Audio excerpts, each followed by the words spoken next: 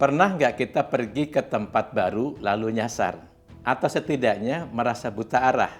Itu wajar, karena di otak kita belum ada peta atau skema pengetahuan yang cukup tentang tempat itu.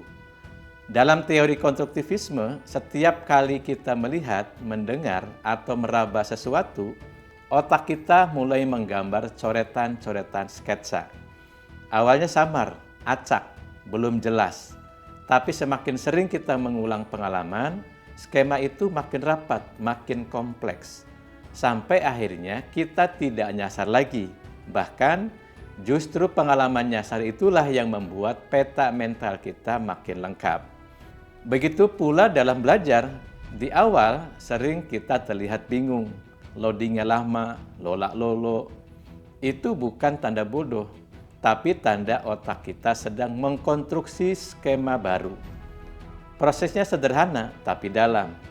Pertama, kita punya skema awal, semacam folder pengetahuan.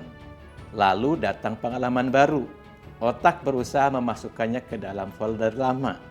Ini disebut dengan asimilasi. Kalau tidak cocok, otak terpaksa mengubah folder lama atau bikin folder baru. Itulah yang disebut dengan akomodasi. Dan setelah tarik-menarik itulah akhirnya tercapai equilibrium, keseimbangan baru dalam pemahaman kita. Itulah konstruktivisme. Pengetahuan bukan ditransfer begitu saja dari guru ke murid, melainkan dibangun sedikit demi sedikit melalui pengalaman. Maka, kalau murid terlihat bingung atau nyasar logika, jangan buru-buru dicap tidak bisa atau dicap bodoh. Bisa jadi mereka sedang sibuk menggambar peta pengetahuan di kepalanya. Dan setiap coretan itu kelak akan membentuk lukisan besar yang jelas.